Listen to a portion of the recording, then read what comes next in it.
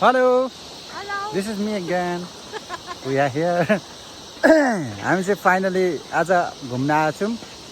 यो चाहिँ कहाँ भन्दाखेरि रविदेखि मुनतिरको याबारुङ छागा भन्ने ठाउँमा एउटा हामी योभन्दा धेरै अगाडि आएको थियौँ। त्यतिखेर चाहिँ यो पुल थिएन, झर्लङ्गी पुल पनि रहेछ। अहिले चाहिँ एकदमै हाइटमा यहाँदेखि लगभग तपाईँहरू देख्न सक्नुहुन्छ। यहाँदेखि तल बाँसको टुप्पोहरू चाहिँ यसरी बाँसको टुप्पोहरू देखिन्छ। यसरी यसरी कहाँ छ बाँसको टुप्पो खै? यो तल देखिएकोहरू बाँसको टुप्पो चाहिँ यहाँ तल यो हेर्न सक्नुहुन्छ। बाँसको टुप्पो नै यहाँदेखि यसरी देखिन्छ। यो पर देख्दै हुन्छ तपाईँहरूले। यो चाहिँ छागा, याबारुङ छागा हो। एकदमै ब्युटिफुल हुन्छ। जस्तो यो छमछम झरेको यो पानी चाहिँ तल पुगेर बजारिएर ठ्याक्कै हामी अलि वरतिर ढुङ्गाहरू छ, त्यो बस्ने राम्रो ढुङ्गाहरू छ, बसेर खाने खालको।